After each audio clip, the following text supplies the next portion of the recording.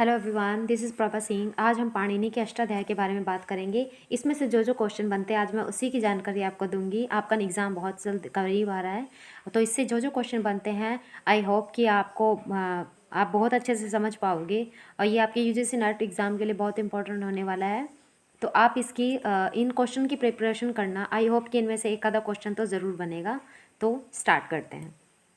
सबसे पहला क्वेश्चन तो यही पूछा जा सकता है कि पाणिनि का जो अष्टाध्याय है उसमें टोटल कितने अध्याय हैं। तो उसमें टोटल 8 अध्याय हैं।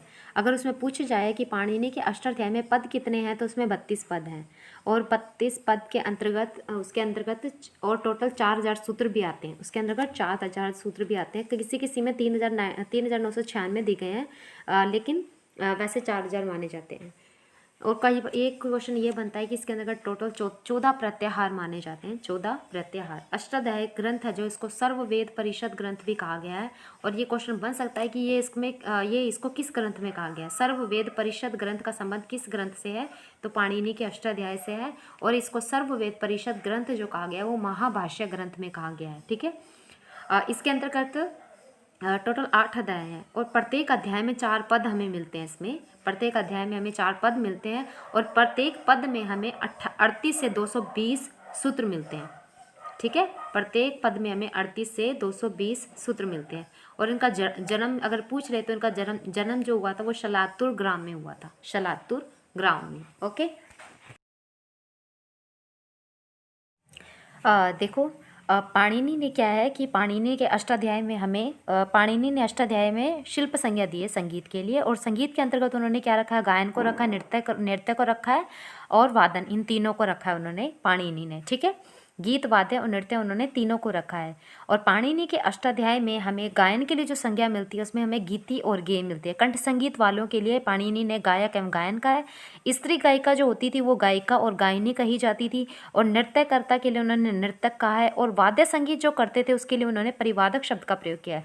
और रंगमंच के अभिनय जो करते थे उसके लिए उन्होंने नाट्य संज्ञा दी है। पाणिनि ने सहवादन के लिए तूर्य संज्ञा दी है। और जो सहवादन में जो प्रत्येक सदस्य थे उनके लिए तुर्यांग संज्ञा दी है। सहवादन के लिए तूर्य संज्ञा दी है और प्रत्येक सदस्य के लिए तुर्यांग संज्ञा दी है। मृदंग, प्रणव और झर्झक, मड्डुक जो बजाते थे उन वादकों को पाणिनि ने पाणविक या झार्जरिक कहा है। पाणविक या झार्जरिक कहा है। वीणा वादकों को भी रखा जाता था। पाणिनि के अष्टाध्याय में हमें जो तंत्री वाद्यों में जो सबसे ज़्यादा मिलता है वो वीणा मिलती है। और वीणा जो बजाते थे उनको परिवादक कहा जाता था। परिवादक संज्ञा दी गई थी। परिवादन संज्ञा उनको दी गई है जो सिर्फ तंत्री वाद्य बजाते थे। यानी परिवादन संज्ञा सिर्फ तंत्री वाद्यों के लिए दी गई है। परिवादन संज्ञा हमें सिर्फ तंत्री वाद्यों के लिए मिलती है। ठीक है। अष्टाध्याय में हमें 2 ओपेरा मिलते हैं, समद एवं प्रमद। समद एवं प्रमद। ओके। वेणुवादन का भी इसके अंतर्गत स्थान है। वेणुवादन भी मिलता है। वेणुवादन भी मिल रहा है। त्रयांग के अंतर्गत इन्होंने जो रखा है वो स्त्री वीणा, जो स्त्रियां वीणा बजाती थी, वीणा वादिका होती थी। हस्तताल वादिका, झांझ या मंजीरे, पुष्कर की वादिका, नृत्यांगना और नृत्यज्ञा जो होती थी वो उसके अंतर्गत तुर्यांग के अंतर्गत रखा है। तंत्री वाद्यों के अंतर्गत हमें सबसे ज़्यादा उपयोग जो मिलता है वो वीणा का मिलता है। और उसके लिए उपवीण यति संज्ञा हमें मिलती है। वीणा के साथ जो पर्सन गायन करता था, वीणा के साथ जो पर्सन गायन करता था उसको अपवीणम कहा जाता था। और वीणा से निकलने वाला जो स्वर होता था वो निकवण कहा जाता था। ठीक है। अवनद वाद्य के अंतर्गत हमें मड्डुक, ढक्का और दरदुर नामक वाद्यों का उल्लेख मिलता है। मड्डुक जो होता था वो छोटे आकार का ढोल होता था। मड्डुक जो होता था वो छोटे आकार का ढोल होता था। पुष्करों के हमको इसके अंदर दरदुर वाद्य का भी प्रकार था।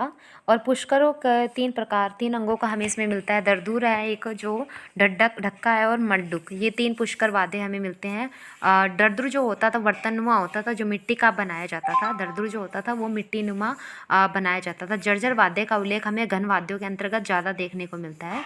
झर्झर वाद्य जो है उसका उल्लेख हमें घन वाद्यों के अंतर्गत ज़्यादा देखने को मिलता है। हाथ से ताल या लय तथा गति प्रदर्शन जो किया जाता था उसको पाणिधा या तालस संज्ञा दी जाती थी। और इसके जातकों को पाणी ससरा कहा जाता था। सुशीर वाद्य का संकेत जो हमें मिलता है वो नाड़ी संज्ञा से मिलता है। इसमें सुशीर वाद्यों के लिए नाड़ी संज्ञा इसके अंतर्गत हमें देखने को मिलती है। अष्टाध्याय जैसा कि आप जानते हो व्याकरण के लिए प्रसिद्ध ग्रंथ है। ये अष्टाध्याय जो ग्रंथ माना जाता है ये व्याकरण का सुप्रसिद्ध ग्रंथ माना जाता है। So much for watching my video. I hope कि इसमें आपको बहुत कुछ सीखने को मिलेगा और ये आपके एग्ज़ाम पॉइंट ऑफ व्यू के लिए बहुत इंपॉर्टेंट होने वाली है। और इससे इंपॉर्टेंट क्वेश्चन मैंने बहुत सारे इंपॉर्टेंट क्वेश्चन देखने की कोशिश की है। आई होप कि आपको बहुत पसंद आएगी। Thank you so much.